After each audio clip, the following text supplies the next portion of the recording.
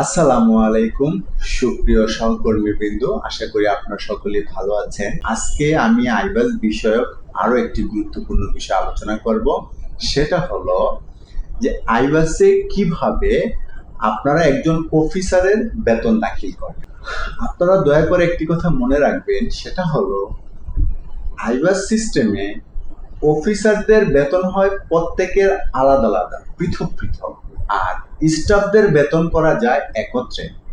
আর আইবাসে আমাদের সরকারি কর্মচারীদের মধ্যে যারা 1 থেকে 10ম গ্রেড পর্যন্ত সরকারি কর্মচারী রয়েছেন তাদেরকে আইবাস অফিসার হিসেবে ট্রিট করে। পক্ষান্তরে 11 থেকে 20তম গ্রেডের কর্মচারীদেরকে আইবাস স্টাফ হিসেবে ট্রিট করে। তাহলে আপনারা সহজেই বুঝতে পেরেছেন, যারা আমরা 1 থেকে 10ম গ্রেডের মধ্যে রয়েছি অফিসার, সেই অফিসারদের বেতন কিভাবে আপনারা দাখিল করবেন সেটা আজকে বিস্তারিত আলোচনা করব। আর হ্যাঁ, প্রিয় সহকর্মী বিন্দু, আপনাদেরকে আরো একটি মূল কথা, অনেক গুরুত্বপূর্ণ কথা স্মরণ করিয়ে দিতে চাই। সেটা হলো আপনারা মনে রাখবেন, আইবাসে আপনারা অফিসারদের বেতন বিল করেন বা স্টাফের বেতন বিল করেন বা কোনো পণ্য ক্রয়ের বিল দাখিল করেন বা কোনো সেবা ক্রয়ের বিল দাখিল করেন, যে কোনো বিল আইবাসে 4টি স্টেপে সম্পন্ন করা হয়। এই কথাটা আপনারা মনে রাখবেন, স্টেপ মোট 4টা। একটা বেতন বিল হোক বা পণ্য বা সেবা ক্রয়ের বিল হোক, এটা এনটি থেকে শুরু করে ইএফটি পর্যন্ত মোট 4টা ধাপ পাড়ি দিতে হয়। সেই ধাপগুলো কি কি, স্টেপ বাই স্টেপ আমি আজকে দেখিয়ে দিব। তাহলে চলেন আমরা কম্পিউটার স্ক্রিনে সরাসরি দেখে নেই যে কিভাবে 4টি ধাপ অতিক্রম করে একজন অফিসারের বেতন আইবাসে প্রতি মাসে দাখিল করা যায়। আপনারা নিজেরা অতি সহজে দাখিল করতে পারবেন। আমি এখন একজন অফিসারের সরাসরি বেতন করে আপনাদেরকে দেখাবো। দেখেন বামে আছে master data, accounting transaction, GPF management report. 4টা, সর্বোচ্চ 4টা পাবেন, কেউ হয়তো কমও পেতে পারেন। তো এই 4টার ভিতরে এই অ্যাকাউন্টিং ট্রানজ্যাকশনটা হলো ভেরি ইম্পর্টেন্ট। কেননা আপনারা যেই বিলই করেন, এটা বেতন বিল করেন বা বোনাস বিল করেন বা যে কোনো ক্রয়ের আদার বিল করেন, পণ্য ক্রয়ের বা সেবা ক্রয়ের যে বিলই করেন, আপনাকে অ্যাকাউন্টিং ট্রানজ্যাকশনে ক্লিক করতে হবে। ক্লিক করার পর আমরা বলেছি অফিসারদের বেতন বিল করতে হলে সর্বপ্রথম টোকেন নিতে হয়। দেখেন এই যে অ্যাকাউন্টিং ট্রানজ্যাকশনের আন্ডারে টোকেন নামক একটা অপশন আছে, এটাতে আমরা ক্লিক করব। ক্লিক করার পর এই যে দেখেন token entry for pay bill gazetted, এই অপশনটাতে আমরা ক্লিক করব। ক্লিক করলে ডান দিকে যে ফর্মটা আছে এই ফর্মটা ফিল আপ করে আমরা এই টোকেন নাম্বার নিব অফিসারদের, হ্যাঁ, যাদের আমরা বেতন করতে চাই। তো দেখেন প্রথমে আছে মিনিস্ট্রি অফ ডিভিশন, এটা মিনিস্ট্রি অফ এগ্রিকালচারের আন্ডারে আমরা। তারপর হলো ডিডিউ, আমি যেহেতু হেড অফিসের, এই যে হেড অফিস বিডিসি ঢাকা, আপনারা যে যে বিভাগের থাকবেন সেই বিভাগ সিলেক্ট করবেন। তো আমি হেড অফিস সিলেক্ট করলাম। সিলেক্ট করার পর অফিস কোড নিয়ে নিয়েছে, অফিস নেম নিয়ে নিয়েছে, ডকুমেন্ট টাইপ নিয়ে নিয়েছে। এখন পেই টাইপ হলো প্রিয় সহকর্মী বৃন্দু অটোনোমাস অফিসার। তো অটোনোমাস অফিসার ক্লিক করলাম। এরপরে স্যালারি ইয়ার হলো 24-25 আর মান্থ অফ স্যালারি, এটা যেহেতু সেপ্টেম্বর মাস, এই সেপ্টেম্বর মাসের আমরা একটা বেতন বিল করে এখন দেখাবো। আর অ্যাকাউন্টিং ইয়ারও অনুরূপভাবে 24-25 আর মান্থ অফ অ্যাকাউন্টিং হলো সেপ্টেম্বর। আর এটা হলো কনসার্ন সেকশনে ক্লিক করলে যাই থাকুক না কেন আমরা দিব হলো বাংলাদেশ এগ্রিকালচারাল ডেভেলপমেন্ট কর্পোরেশন। তারপরে এই যে ফিল্টার বাই, হ্যাঁ, এই অপশনটা খুব ইম্পর্টেন্ট। যদি আপনি এখানে অল রাখেন তাহলে এই হিসাব বিভাগের যত মানে হেড অফিসের আন্ডারে যত অফিসার আছে সব অফিসার চলে আসবে যদি আমরা অল রাখি। যেহেতু আমি ডিডিউ সিলেক্ট করেছি কি হেড অফিস, এখন আমি যদি ডিডিউ সিলেক্ট করি অডিট ডিভিশন, তাহলে এখানে অল রাখলে গো দিলে অডিট বিভাগের যত অফিসার আছে সবারটা চলে আসবে। ফাইন্যান্স রাখলে ফাইন্যান্স রেখে যদি আমি এখানে গো দেই তাহলে ফাইন্যান্সের সবারটা চলে আসবে। তো আমি যেহেতু হেড অফিস বা হিসাব বিভাগ, তো সেহেতু আমি এখানে সেটাই রাখলাম। সেটা রেখে যদি আমি গো দেই তাহলে হিসাব বিভাগের আন্ডারে যত অফিসার আছে এই নিচে চলে আসবে। এই যে চলে আসছে, দেখেন হেড অফিসার আন্ডারে যত অফিসার আছে সবারটা চলে আসছে।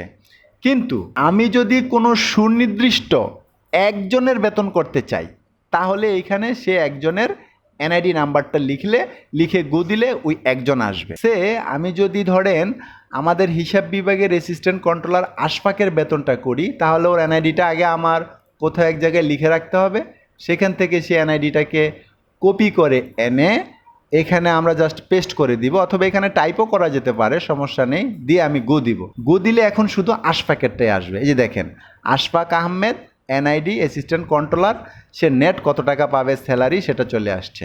আসার পরে এই যে দেখেন এখানে একটা অপশন আছে সেভ, আমি যদি সেভ বাটন ক্লিক দিই তাহলে টোকেন পড়ে যাবে সেপ্টেম্বর মাসের। তো আমি সেভ দিলাম, এই যে টোকেন পড়ে গেল, আমরা আশফাকের টোকেনটা পেয়ে গেলাম সেপ্টেম্বর মাসের। সেপ্টেম্বর মাসে আশফাকের স্যালারি টোকেনটা হলো 8223।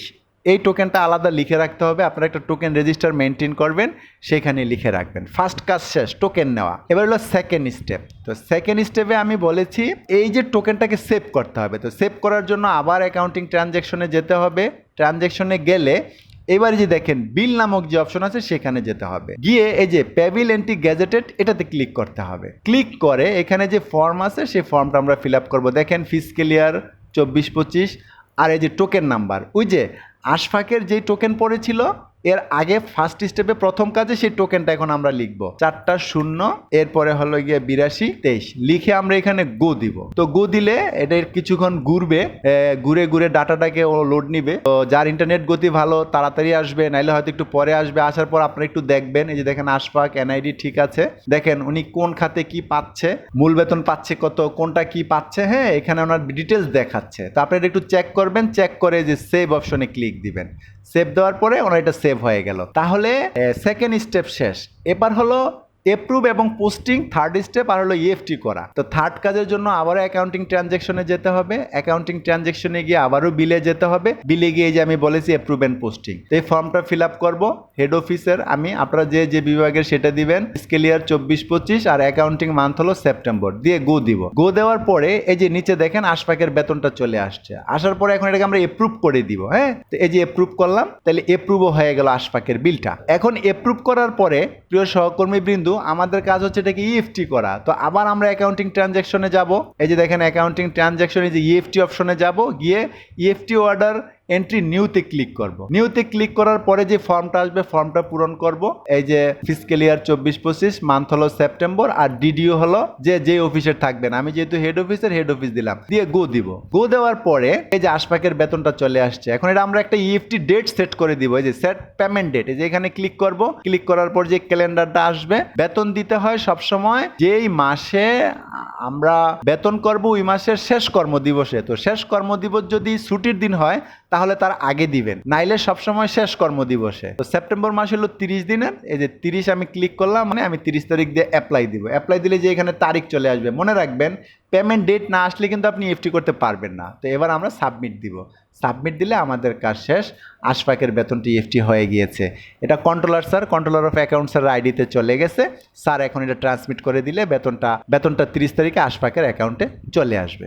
তাহলে আমরা শিখলাম যে একজন অফিসারের বেতন বিল করতে হলে মোট 4টা কাজ, আর সেটা করতে হয় হলো গিয়ে এই অ্যাকাউন্টিং ট্রানজ্যাকশন অপশনে। প্রথম কাজ হলো টোকেন নেওয়া। অ্যাকাউন্টিং ট্রানজ্যাকশনে ক্লিক করে এই যে টোকেনে ক্লিক করব। Token entry for payable gazetted, এখানে আমরা টোকেন নিব। টোকেন নেওয়া শেষ হয়ে গেলে সেকেন্ড কাজ অ্যাকাউন্টিং ট্রানজ্যাকশনের বিলে যাব। বিলে গিয়ে যে পেবিল এন্ট্রি গ্যাজেটেড ক্লিক করে এখানে আমরা বিলটাকে আমরা সেভ করব। এরপরে হলো এপ্রুভ করা। এপ্রুভ করার জন্য আবার অ্যাকাউন্টিং ট্রানজ্যাকশনে যাব, বিলে যাব। বিলে গিয়ে যে এপ্রুভ অ্যান্ড পোস্টিং, এখানে আমরা এটা এপ্রুভ করব। এপ্রুভ করার পরে প্রিয় সহকর্মী বিন্দু, আমাদের কাজ হচ্ছে এটা কি ইএফটি করা। ইএফটি করার জন্য আবার অ্যাকাউন্টিং ট্রানজ্যাকশনে যাব। সেখানে গিয়ে ক্লিক করলে যে নিচে ইএফটি অপশন পাবো, সেখানে যে ইএফটি অর্ডার নিউ এন্ট্রি, এটা হলো চতুর্থ কাজ। এই 4টি কাজ করলে সবসময় বেতন বিল হয়ে যাবে একজন অফিসার। ধন্যবাদ সবাইকে। আশা করি ক্লাসটা আপনারা বেশ উপভোগ করেছেন এবং উপকৃত হয়েছেন। আমার আইবাস রিলেটেড অন্যান্য ক্লাসগুলো দেখার আমন্ত্রণ জানিয়ে এখানে বিদায়। আল্লাহ হাফেজ।